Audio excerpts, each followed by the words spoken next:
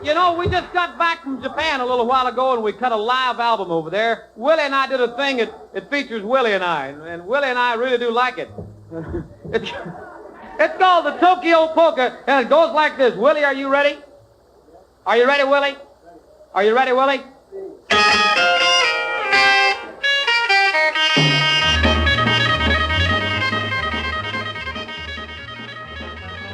This is the San Joaquin Sound podcast, the podcast about music in Bakersfield and the surrounding San Joaquin Valley.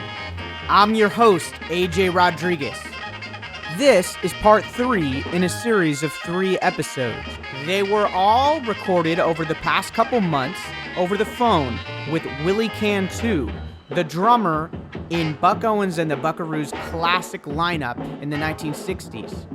Part 1 covers his time growing up in Corpus Christi, Texas, and eventually joining the Buckaroos, and some of his first experiences as he moved to Bakersfield. Part 2 covers his time with Buck Owens and the Buckaroos, touring the world and recording hit after hit. Part 3 covers his exit from the band and his subsequent journey in studying a bunch of other types of music, like Ghanaian drumming and Scottish pipe band drumming, and even opening for Alice Cooper. How did you end up leaving the band? Well, I got in my car and just drove away. Instead of west, I went east. I guess I could say why. Well, my first wife and daughter were Canadian, okay? She didn't like living in Bakersfield at all. And so she had been living in Toronto for about a year because we had split up. My last year in the band, my wife being Canadian, she preferred being in Canada. And we had split up for different reasons. We already had our daughter, and so they were both up in Canada. And I was still touring with the band. And that last year, I think I pretty well was on my last lap of being with the band. As much as I enjoyed it, I couldn't see a future for me in just doing that year after year. So, And I must say that by that last year that I was in the band, his music had started changing, which was good. I enjoyed that, because I was doing more than just playing the way I was playing when I first joined the band. And I was part of that progression. He was developing a different sound, and I was really part of that because of the rhythm backing was changing for his songs, meaning I was no longer just playing cross stick and the hi-hat as the main propellant for the music. So yeah, when you listen to the Live at Carnegie Hall album versus the Japan live album, your drumming is just way different. Well, that's because the Live at Carnegie Hall was kind of the end of that style. We had been playing that way and really refining what we did up to that point. But what year was that? 66? Do you think? Yeah, it was 1966, the Carnegie Hall album. And that was what, around summertime? It would have been recorded March 25th, 1966. Okay. Anyway, after that, I think maybe some changes had started, and his songs were different.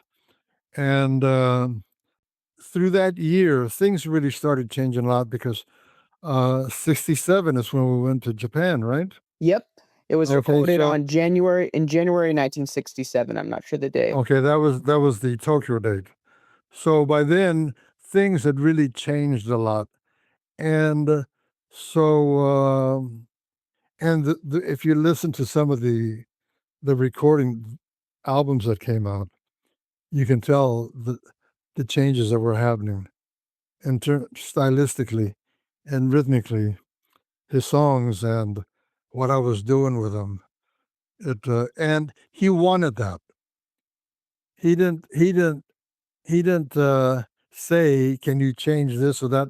it just happened kind of organically in a sense, because with the different songs, I would hear maybe a different type of rhythm, or maybe play brushes, or play a slightly different rhythm than just a basic shuffle. I can't explain it. You just need to listen to those last 2 years, late Yeah. '66 and '67, to hear what changes were happening. At one instance, Buck invited James Burton, the guitarist, to come in into one of our sessions to add a different flavor to a particular song. And not only James Burton, but also the drummer that James Burton played with in Ricky Nelson's band. His name was Richie Frost, I believe. Buck brought him in to do just one song, to see what they brought to the song that Don and I would be able to pick up and make it our own version of that, And so that's what started or became one of the changes. I think Buck knew that once we were exposed to a different way of expressing a particular song or his songs, that we would kind of run away with it. and we did. I mean, I can remember I always wondered if maybe I was playing too much. I did a lot of experimentation with uh, my right foot, the bass drum, which wasn't recorded at all. It later became known as the kick, but it's always been the bass drum. That's the mother drum of the drum set. Also, Vietnam was happening, and I had already gone for a physical and passed it a couple of years earlier. And I didn't know what was going to develop from that. In maybe summer of '67, I guess, I got a letter from my draft board telling me to report somewhere. And my wife, who was up in Canada, found out about it because she was in close touch with a couple other wives in the band. So I guess that's how she heard about it. So she decided, this is what I found out later, was that she didn't want my daughter to grow up without a dad. So she took it upon herself without me even knowing. She got in touch with my draft board and had me reclassified, which there was no problem in her doing that. Next thing I know, I've been reclassified. I got a notice on that. I found out why. The orders were that I had to move to Canada and be with them. So I quit the band like about August of that year, and started preparing for making the trip to Canada. Took about a month before I got my car together. I rebuilt the engine in my sports car and got just in better shape than it had been, and just took care of things there in Bakersfield in preparation for my move to Toronto. Before I left Bakersfield, I went to this outdoor concert at a park that Buck and the band were doing. And it was really strange hearing the band from a distance on the outside, because I wasn't in the band anymore, and noticing that the drummer, I'd never met the drummer before, Jerry Wiggins, and he had to fit into my uniform on my and I'm sure he went through the same changes that I went through, having to wear somebody else's uniform before me, Yeah. and he was a little heftier than me, and so I noticed that he couldn't button his jacket because his stomach was sticking out, and I said, I kind of did a double take, because at a distance it was almost like I was looking at myself. Yeah. The big difference was that Jerry, he wore a part on the opposite side. His hair, was parted differently than I did. Mine was on the left and his was on the right, his part. And so, but I kind of had to take a double take, because I thought, how can that be me up there? you know. It was just weird. And Yeah. then I realized that it really wasn't me, and it was somebody else that kind of resembled me, somewhat. And also, he was playing the hi hat with his left hand, of which I'd never seen that before. And usually, drummers, uh, later on, I found out that were maybe left-handed. They would learn to play the drum set up like a right-handed person would play, but instead of crossing their right arm over to the left side to play the hi-hat, they just played it with the left hand. They were able to lead with the left hand and played the snare drum or the cross stick with the right hand. So that was really weird seeing this, but it sounded good. And so I stayed there for part of the show, and I don't think I even waited till the show to end. I just started feeling weirder and weirder, and so I just left. And that's the last time I saw the band. I had already said my goodbyes to them, probably a month earlier. Yeah. And so it's important to know about how I got to Bakersfield to begin with, Yeah. you know, and and my years with the band, which were some of the best years of my life. But there was other music to kind of investigate and develop through the years. And then I was on my way to Toronto. Well, before I got there at the crossing, which was at Niagara Falls, I found out that I was going to need a green card in order to move to Toronto. So I could go there, but I just couldn't work.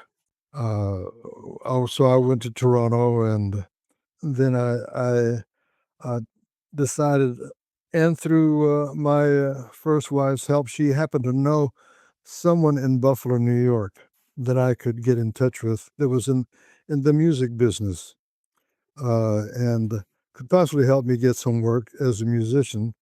And so I decided after a week or so of being in Toronto that I would go back to Buffalo and get in touch with this person and see what I could do about finding work for a month or two until my green card came through. And so that's what I did. I lived in Buffalo.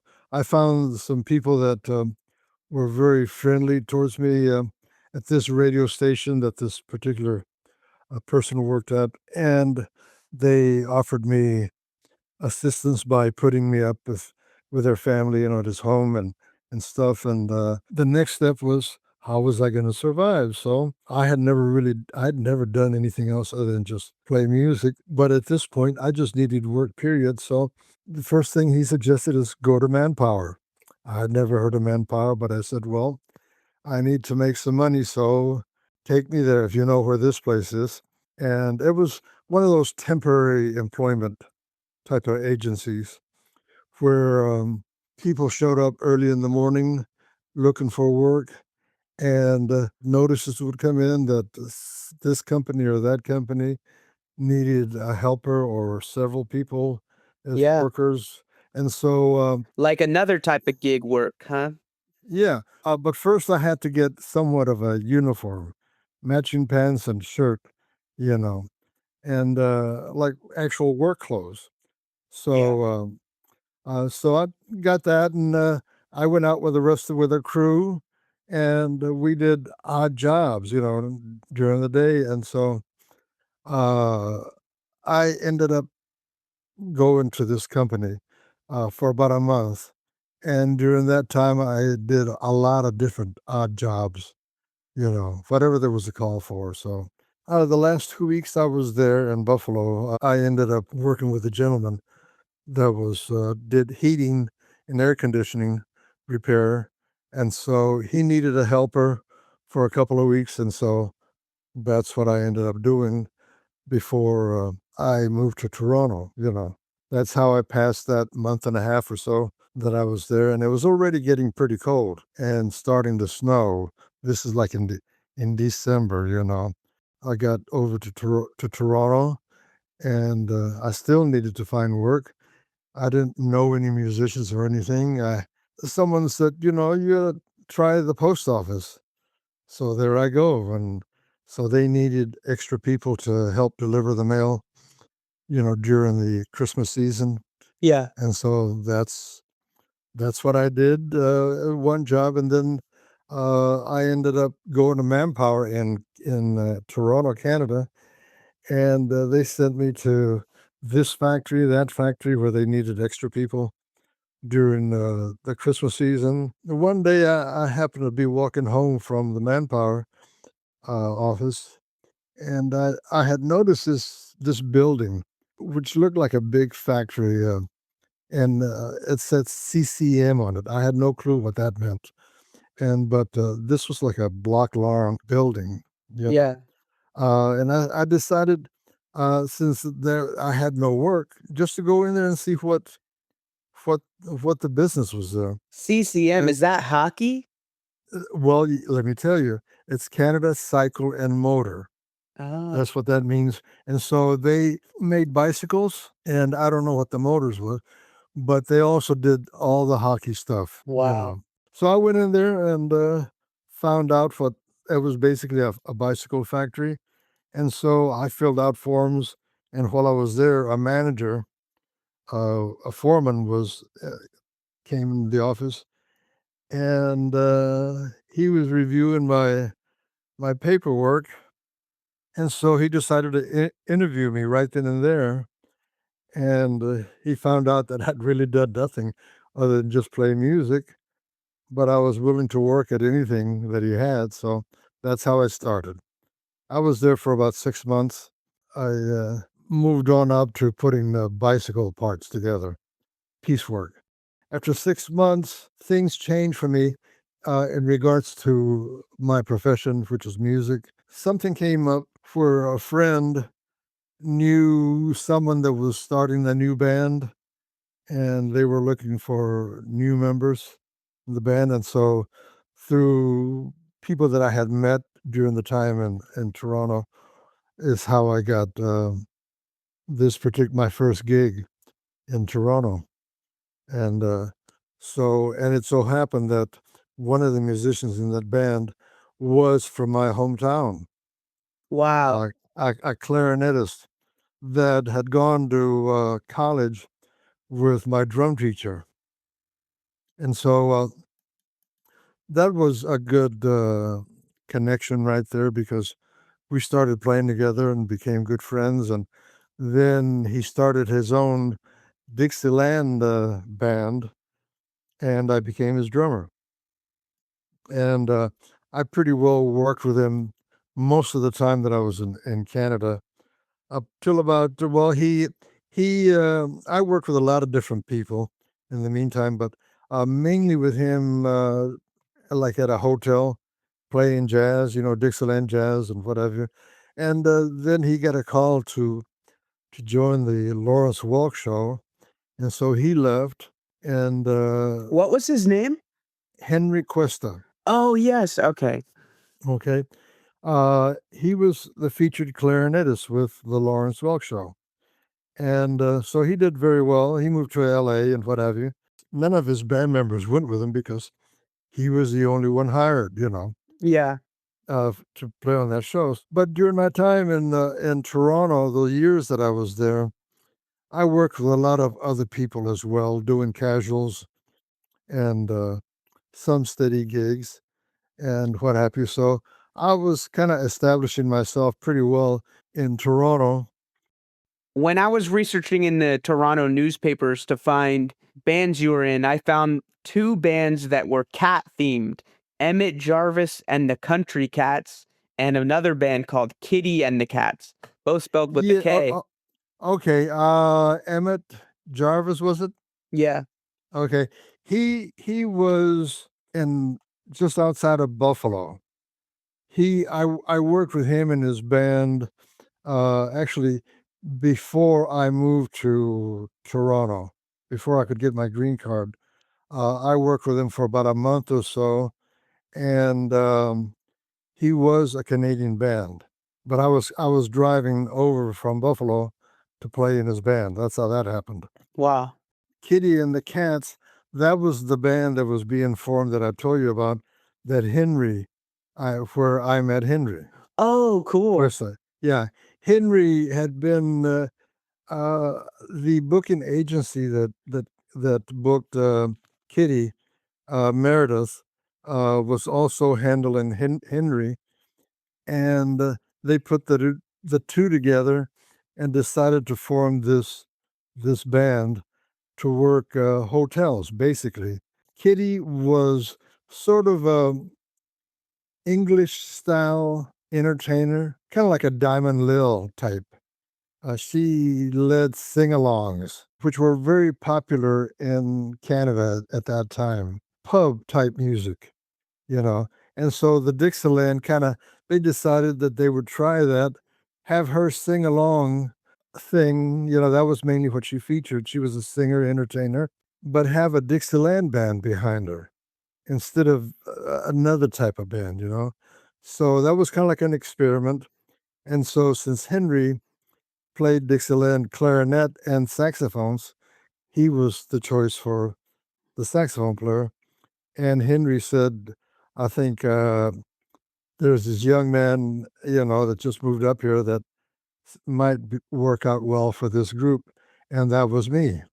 Actually, we both ended up being in that band for a couple of years until Henry got a call to form his own band over at a new hotel that was being built close to the airport, and they were going to have a room up on the top floor overlooking runway 23, and that was the name of the room, runway 23, overlooking the airport. Wow.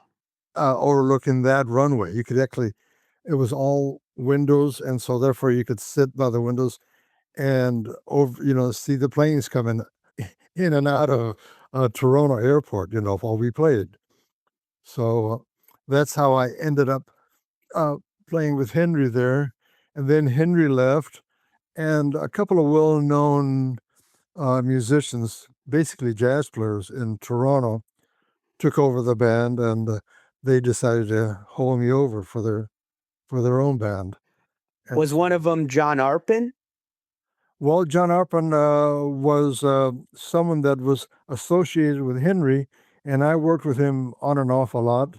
But Guido Basso, who was this very well-known trumpet player personality, was one of the people that took over after Henry left. And then Guido did it for about 6 months or so. Mind you, these guys were like studio players as well. Yeah. And Russ Little was the other person, that trombonist that took over the band. And I was held over again to play in his band. And so that was pretty well the last steady job that I had in Toronto before moving to California. I remember you said you had played with a rock band and opened for Alice Cooper. Is that later? That was after the hotel gig in. So is that in Toronto? Yeah, that was in Toronto. And in regards to rock, there was two bands in Canada that one of them I auditioned for. I hadn't been in Toronto maybe a couple of months or so, and my wife at the time saw an ad in the paper saying there was a group of guys looking to form a band, and they were auditioning drummers. So I ended up being the last guy to audition, and the song that they chose for me to audition was a Jimi Hendrix song, Manic Depression. I know that one, yeah. Okay, it's in 3/4. Anyway, good for me that Jimi Hendrix, I think, had come out with the Are You Experienced album, his first album. Yeah. The earlier that year, I had it in my possession.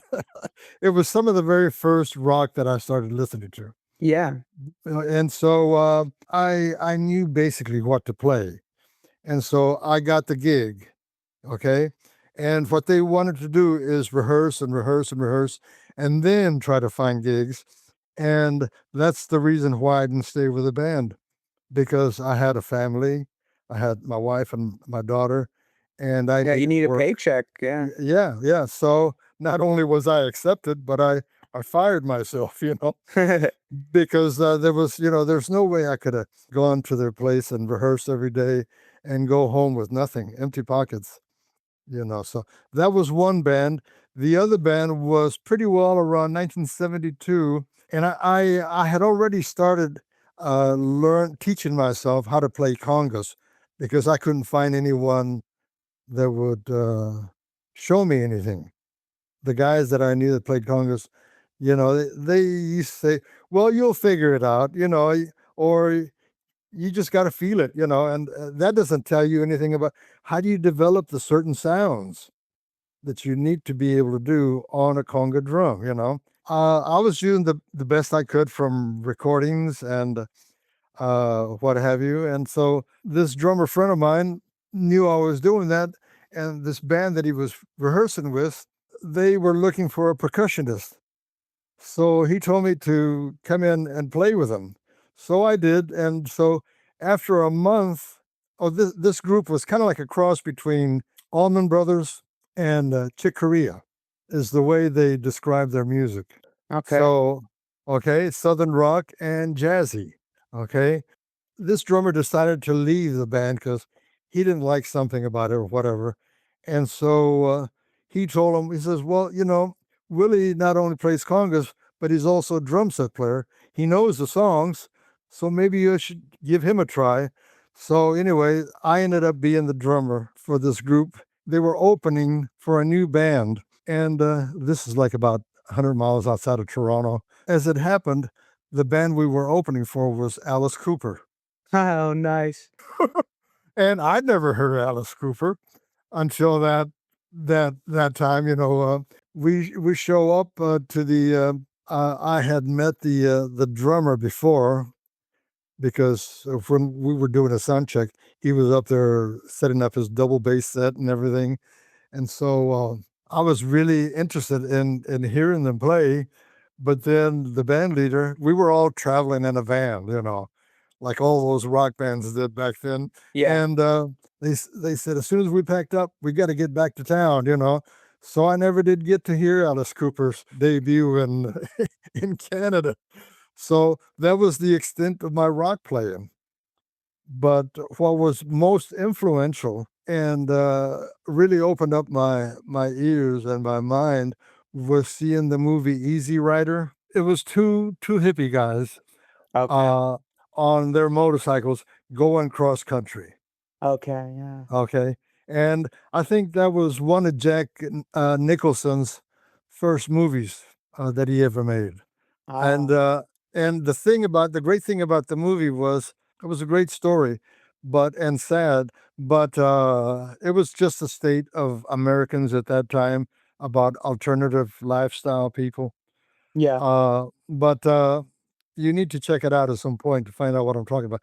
But the music in it was killer because it had all these current bands that were popular and changing the direction of music from Hendrix to Vanilla Fudge to blues band from Chicago whose names I can't remember right now. Steppenwolf. Did you ever hear of Steppenwolf? Oh yeah.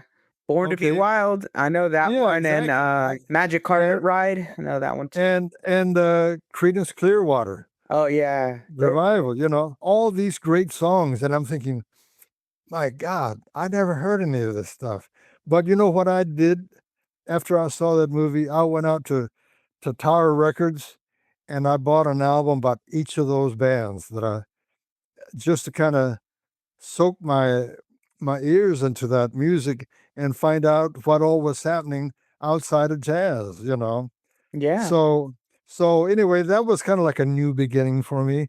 And then the Mahavishnu Orchestra. Did you ever hear of them? John McLaughlin's band? I've not. Okay, you're gonna have to open up your ears. You got to hear the Mahavishnu Orchestra. There's no way you can miss this. It's a must. Because amazing guitar playing. These were all jazz musicians influenced by rock. One of the very first bands that everything they played was a different time signature. John McLaughlin. he played a double neck guitar, and you're going to have to hear it. All right, I have it written down. Like I have it open on my computer. Okay. So I He will was- listen to he- that.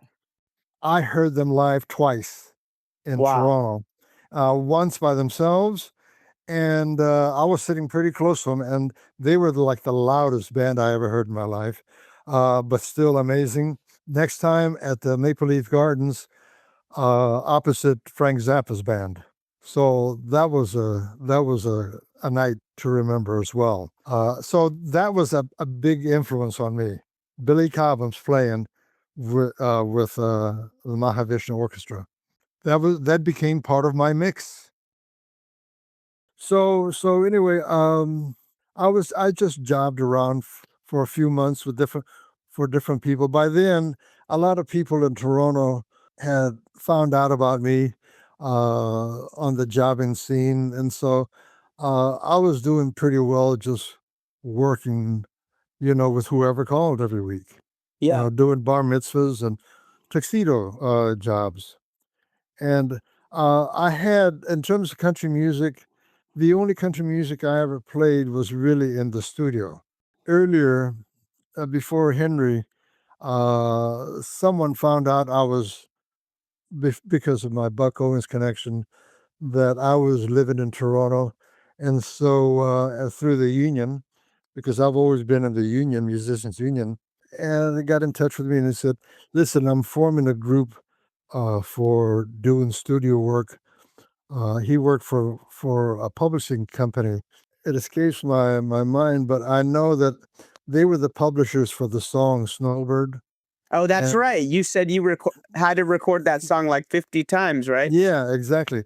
So Gary Buck was the name of the man that was putting this recording group together, and he was himself a Canadian recording artist, a really good singer, as a matter of fact. He was in charge of the publishing company there in Toronto. He would bring different musicians together, and I just happened to be the main drummer that they used for all these country recording sessions at that particular time.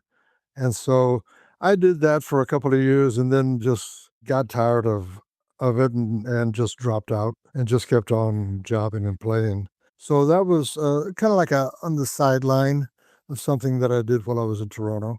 Yeah, that's cool. And then around 1972, 73, I decided that it was time for me to move back to the States because my marriage hadn't worked out, and I had gotten divorced and all that. I decided to move to the Bay Area, San Francisco. And I only had one connection, and it was a musician that I met in Toronto who was from New York City. And he was basically a jazz player. He had been in the American Army, and his time was up, and so he re-enlisted, and then he changed his mind. And he had a family. He had like about 6 kids, and they all lived in New York City.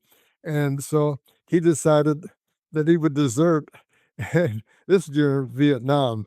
And so he took up, they all moved to Toronto. And that's where I met him. I'd never heard of him before, but I met him when I was during that time there, and we became friends. And then after being up in Toronto for a few years, he decided that he was going to come back down to the States and turn himself in. And so he was going to be doing that in California, south of San Francisco, at some military installation down by Monterey, California. He moved to San Francisco. The apartment that he and his family were staying at was in the Mission District, which is the Latino area. Across the street was where Carlos Santana had his vegetarian restaurant. I don't know if I told you anything about that, but Michael Munoz was his name. Okay. I forgot I know how I found out about him was through a girlfriend that where he was and that I should give him a call when I get down there, which I did. And I stayed with him for maybe a month or so. I found some work playing down in San Jose. I forget how it came about. Within a short time, by then I moved to Oakland, California, which is just across the bay, and I started commuting down to San Jose. There was a club down there that I worked at for over a year or so, and that's how I kind of got started in the Bay Area. Slowly, I started infiltrating the jazz scene, by going to jam sessions and meeting musicians. And so, in the meantime, my friend Munoz got his discharge scot-free, and he he and took his family back to New York, and I didn't see him for about a year. He came back to California, and then he and his family ended up staying with me in the apartment that I had, which is a fairly big place. And so during the time that he was with me, that he had come back to California, he was traveling with Pharoah Sanders. I don't know if you know who Pharoah Sanders was.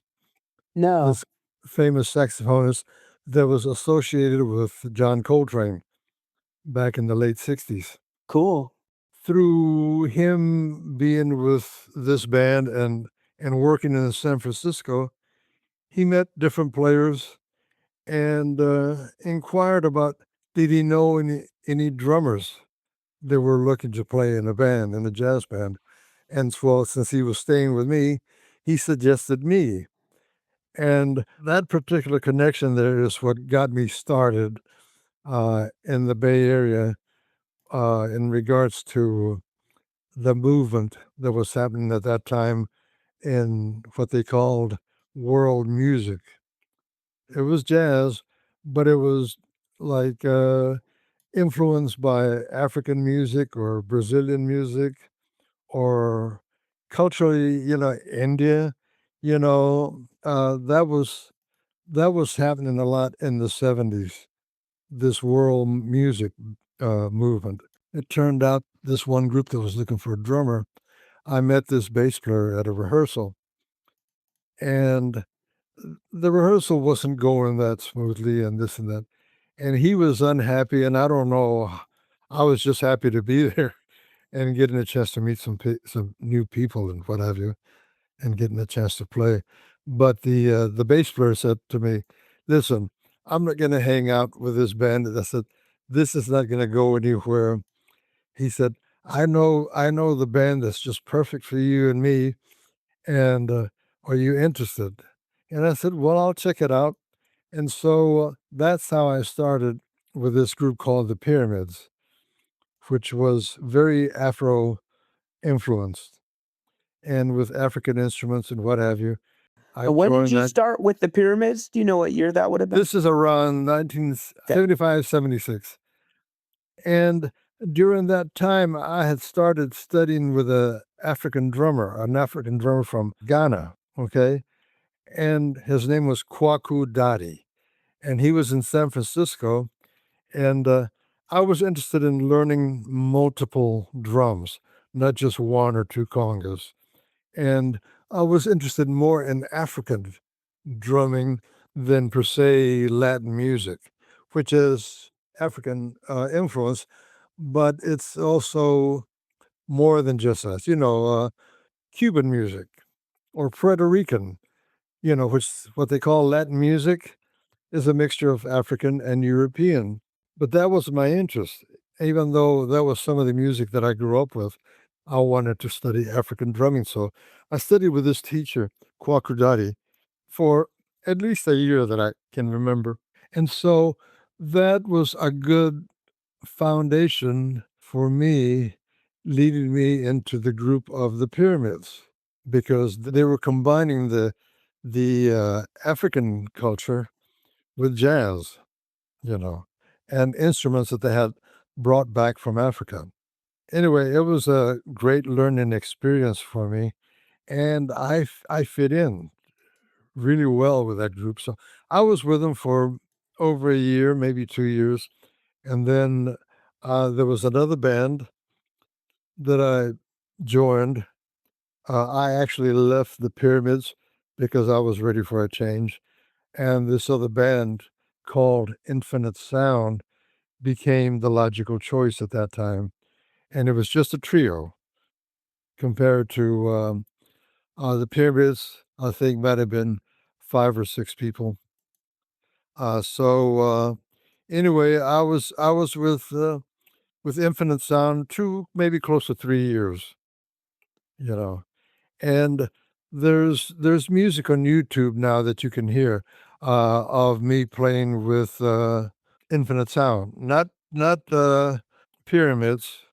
I used to, even though I started recording, but I didn't keep any recordings for some reason.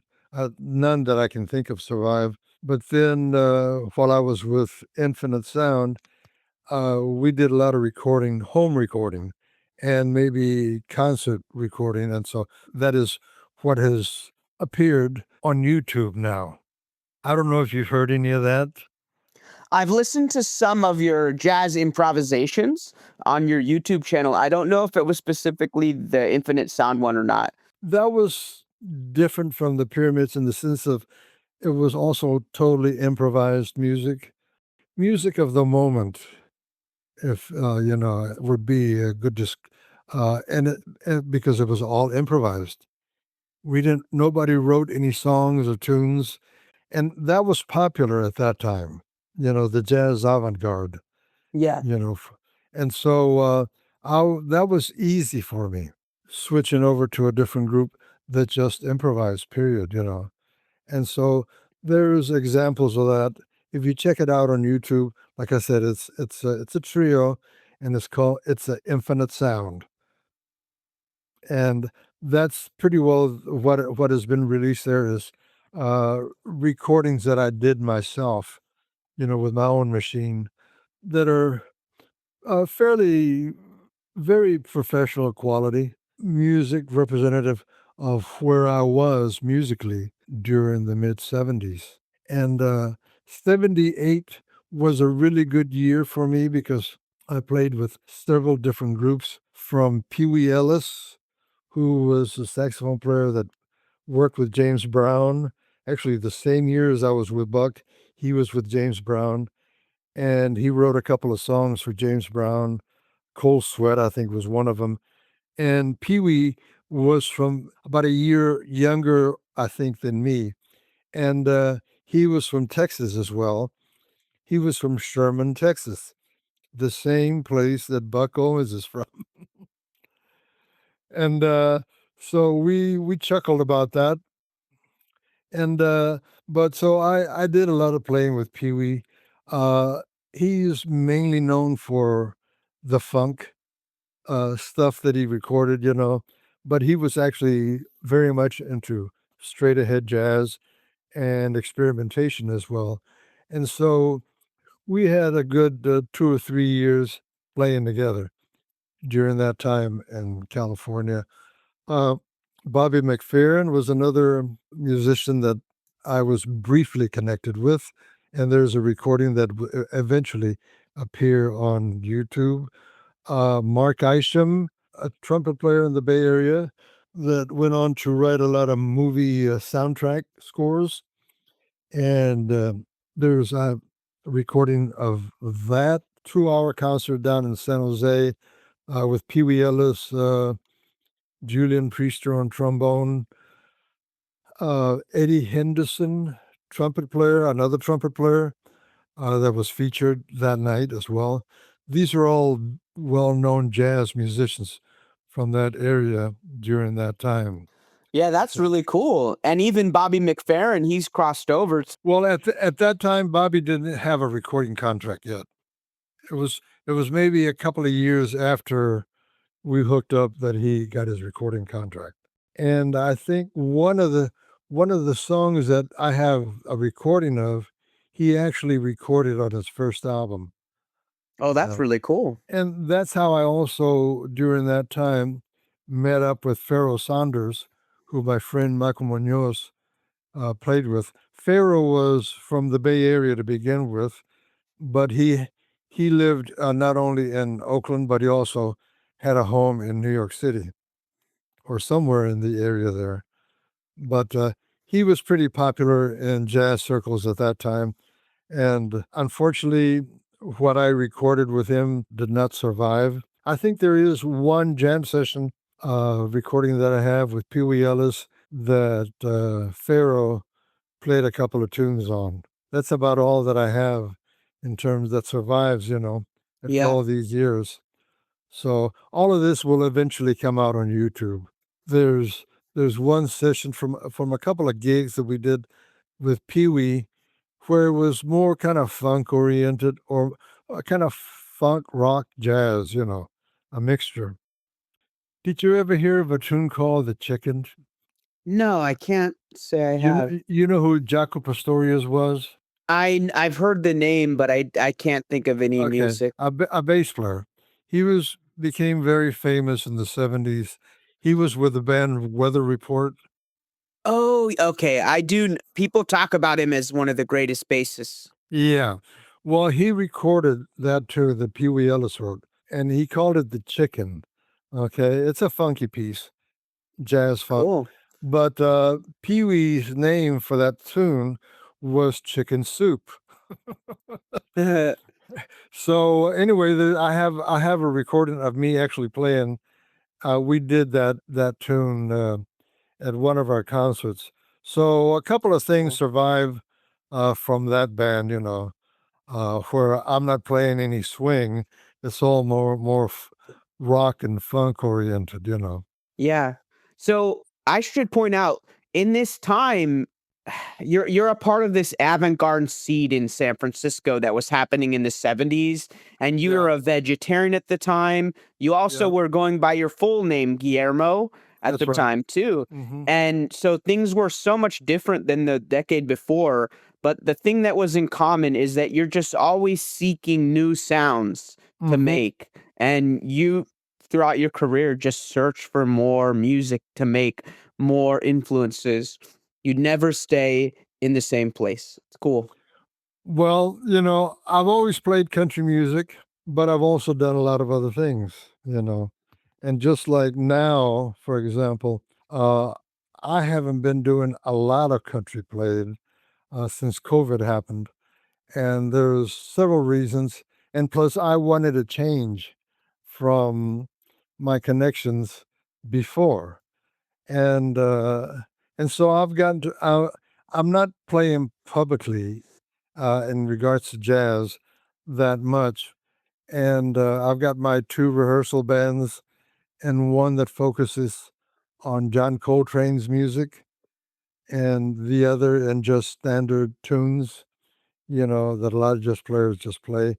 And I have a little jazz trio with guitar, bass, and drums. And we've done, during the summer, we were playing in a small club out here, not far from where I live.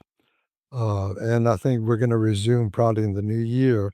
And I've also recently reconnected with the original Scottish bagpipe band that I co-found back in 1983. Upon coming, I hadn't been in Nashville, but just a couple of months when that happened. And so I was involved in Scottish bagpipe music for maybe like 30 years or so before I dropped out a few years ago because of changes in my health and what have you. But I'm not going to be able to play in the band. It's not what I was after, but mainly as a consultant and teacher in the group is basically where I'm at this point.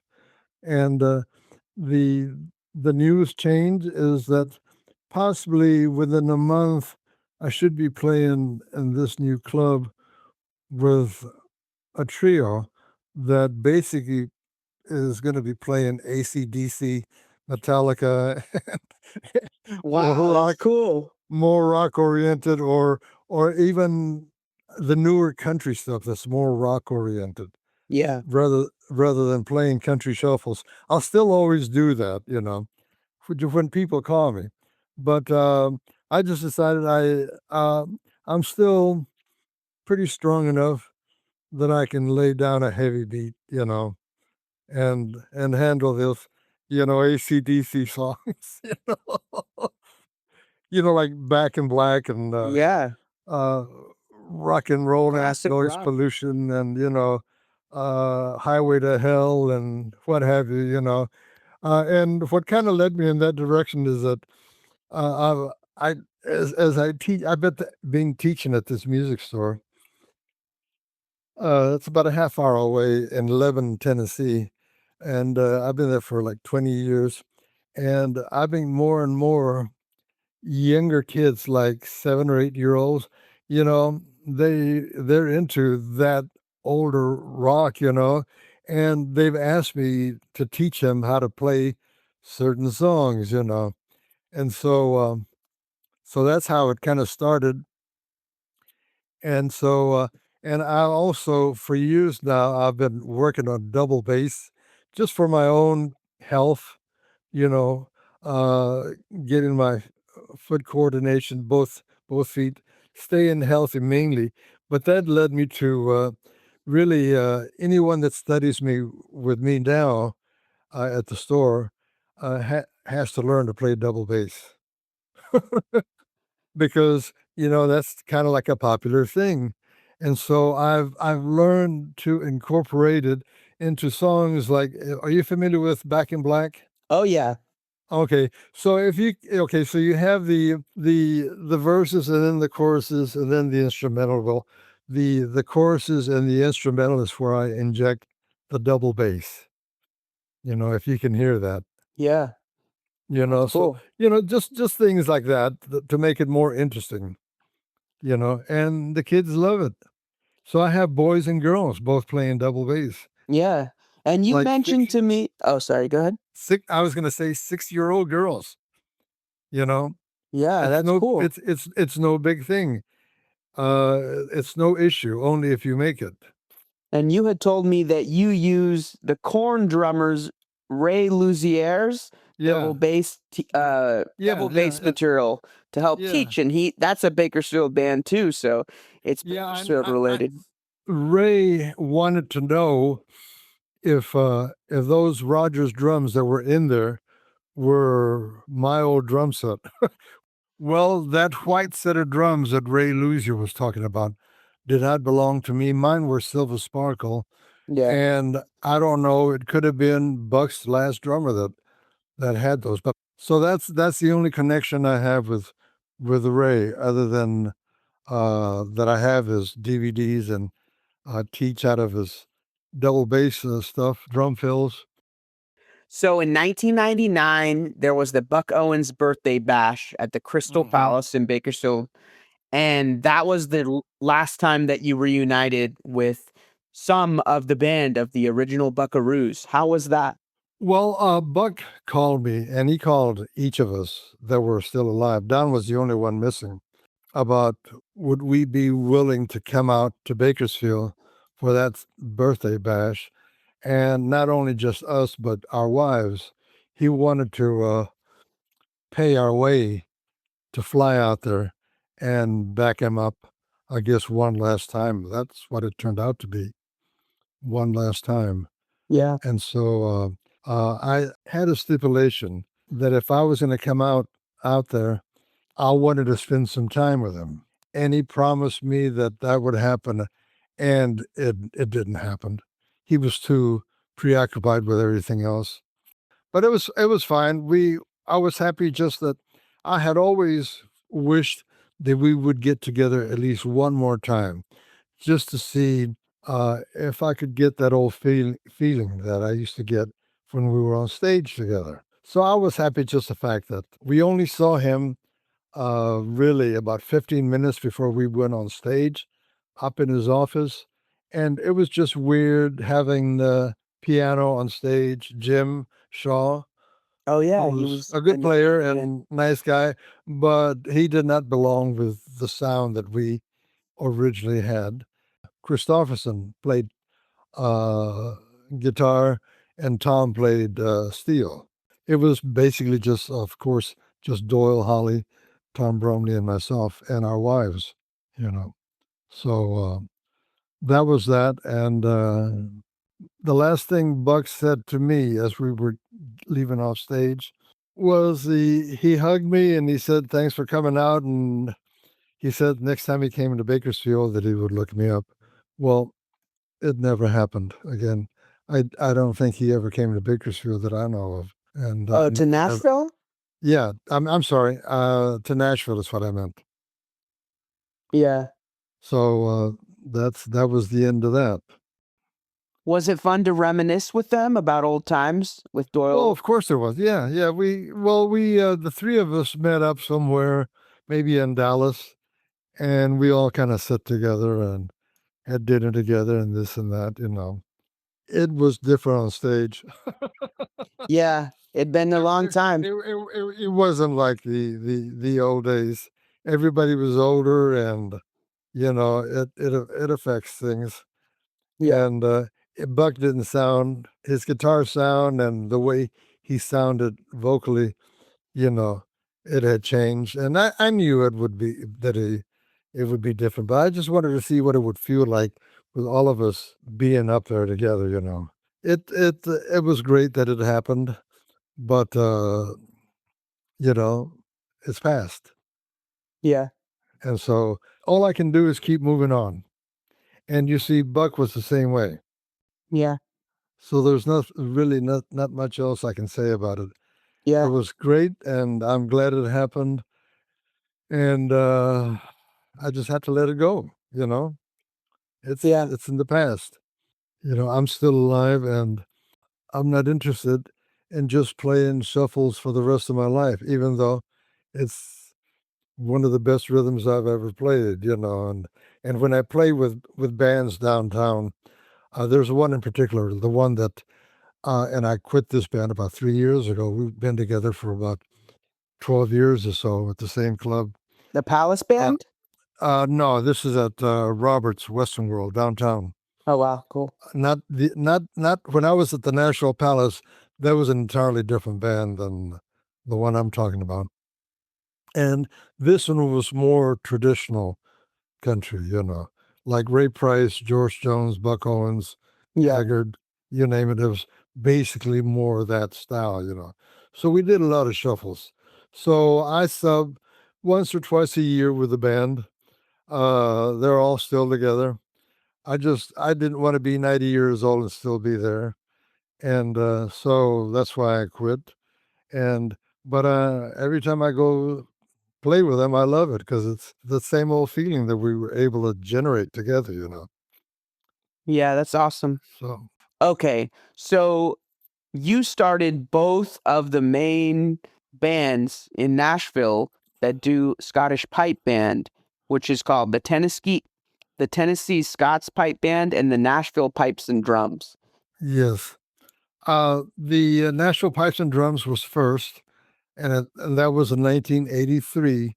I came to Nashville in May, actually the week of my birthday, which is May 26th. I came to Nashville then, and within a month, I connected with a piper, at a Scottish society gathering. But so started that, and I stayed with that band for about 5 years or 6. And I ended up getting road work and this and that, and I was too busy to really have time to rehearse with the pipe band. So I just kind of just bowed out, excuse me, and let somebody else take over the drum corps, which was really starting to kind of just come into being because during the years that I was in the band, I could never find any drummers that were interested in that style of drumming to teach and to actually build a drum corps.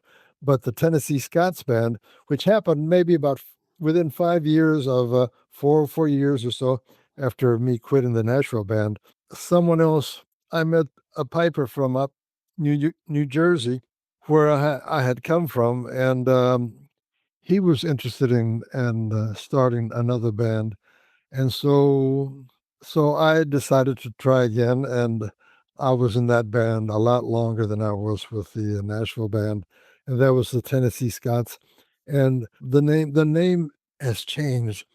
the group is still somewhat together, but there's hardly enough people to really call it a band, from what I understand. But they still get together to play, just because they love to play, and they go by a different name now. But it used to be Tennessee Scots. It's been like over 10 years, maybe 15 years since I played with that band. Yeah. So I think it's amazing because you kind of became an authority on pipe band drumming, and you were writing articles for International Pipe Band Drummer, and you told me you were compiling a bunch of different resources to learn drumming that style. well, at that time in '83, there wasn't hardly anything available, information on Scottish pipe band drumming. So therefore, I was all alone here in Nashville, because there had never been anybody or nobody moved here that had any pipe band experience or drumming experience, in that idiom. So the only thing for me to do is to go to workshops, which were held like in Atlanta or different places other than Nashville, and try to get as much as information as I could from the teachers, that were available at these workshops. And also anything doing with Scottish music. I educated myself by searching out whatever information I could find, not only just in drumming, but in pipe bands and, what have you. I would venture to say that there's never been anybody in Nashville that's been known to me that has done the research and study that I have to teach myself, about that type of music. Yeah. So uh, there's a lot more people interested in it now, but they're a lot younger than I am. Anyway, I would say I'm somewhat, I hate to use the word authority, but in this area, I mean, I have an extensive library of not only recordings, videos from the World Pipe Band Championships in Scotland, records, CDs, cassette tapes, Yeah. uh, and also music. Not only bagpipe music, but also drumming music that has been written by different leading drummers, either in Scotland or Canada. World class musicians that I've collected through the years. I'm looking for someone to pass all this on to. My thought was there's someone that's leading the Nashville pipe band drum section right now that seems like a likely candidate. So That we'll does. see. We'll see. But anyway, I'm not involved in the band aspect of playing in the band and marching out in parades and going to Highland games. I don't have the physical stamina to do that anymore. So I'm happy to instruct and pass on information to anyone that's willing to hear. So That's that's awesome. where that's where I'm at in regards to that. So looking back at your career, what are the top 3 songs that you recorded? Well, I don't know that I have any favorites. That's fair. That can be No, there's no favorites. There's certain songs that Buck sang that I just really liked a lot. like what? Well, there was one called "Storm of Love," which I used to ask him to sing, and sometimes he would do it, sometimes he wouldn't. They were songs that were done long before I was a Buckaroo in his earlier career, maybe like 2 or 3 years before me. There's probably a couple of others. I just can't, off the top of my head, I can't think of what they are. But there's some songs that I just really enjoyed hearing him sing. And I can tell you that hearing him sing together again, him and Don on stage, used to give me chills the back of my neck. So together again could be a song, one of those songs that stands out. But actually, there's nothing that I didn't enjoy. But the thing is, if you 3 songs, I don't know that I can name 3 songs. Yeah, it's a really question that puts you on the spot. Oh, okay. What about concerts? What about your top 3 most memorable concerts that you played? Well, Carnegie Hall for sure, and Japan. Yeah. Uh, just those two.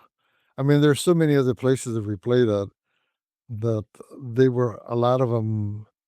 Basically, you see, the band got to a real high level of music making, real quick after I joined the band, to where the standard was really it never got better. Yeah. It was, once it reached that peak, it stayed there. We were able to, every show that we did kind of became like that.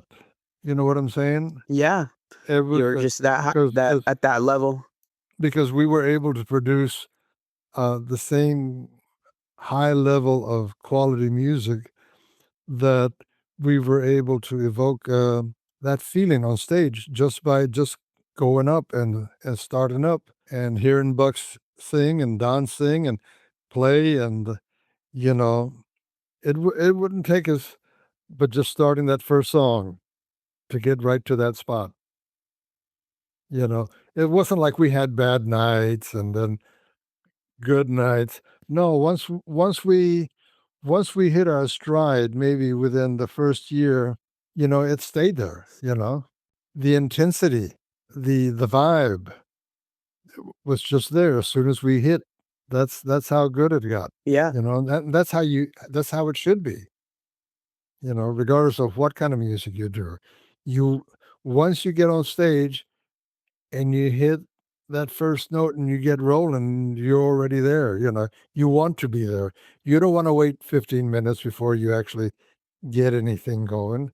You need to be able to do it right from the very beginning. Otherwise, you're inconsistent. You haven't reached that level yet. That's my thought anyway. I usually refer to myself when people are talking to have records or this or that. I said, "Oh, that's my grandson, Willie Cantu, right there." Because that's how, when I see myself as a young man, 17, 18, well, it's like it happened. It's like another world, because there's so much in my life has changed. I've gone through so many different changes. It's almost like I reinvent myself every 10 years. It's what keeps me going. I remain inspired because of it. And so I'll listen to anything at least once. Either you like it or you don't. That's Yeah. that's just the way it is with music. And I've been pretty open to. It's amazing just how it's changed so much from the '60s to everything that's come through from this or that style of music. There's too many choices now. Yeah. You can run any direction you want and you never cover it all. Yeah. So And it's strange, like all of music is happening at once. Like before, you could only buy what was, recent. popular at that time. Yeah, but now you can go and just look online and you could pick any any recording from any time almost. What advice do you have for musicians, especially ones that are just starting out? I don't like giving advice. No Go advice. ahead. John, go ahead. Let me see what I say. You've given a lot of good advice just in passing in all these questions. So. The first thing that comes to mind is you have to follow your heart, in terms of what you want to do with your life. And I was very fortunate that as a teenager, and meaning when I was like 15, 16, I I got the vibe right away that I was supposed to play drums. I decided that young that I wanted to play drums for a living. Okay. And it was after my drum teacher, Albert Garcia Jr., started sending me as his sub on jobs. Once I got a taste of that and I found out that I could do that, it had never entered my mind about making a living out of it, but I realized that I could. And once I got taken away from Texas and saw the rest of the world, that was it. There was no question in my mind, I mean, and it was going on the road with Buck Owens that did it, it didn't matter what, that I wasn't playing jazz, which was my first love, or anything else. I was happy once we hit our stride on the bandstand, which happened very early on, probably from the first night. That's it. You're in the right place at the right time and everything is working for you, because Buck never came to me and said, "Listen, Willie, it's not working out because of this or because of that." That never happened. Once we got past that first night, it was like I'd been there all along. It was that simple. So the thing is, and I know I love drumming from the very beginning, you know, and I was very fortunate that being at the right place at the right time, because I don't know how much that happens anymore. And I just give pretty well everything I have to my students, and I hope that they follow their heart.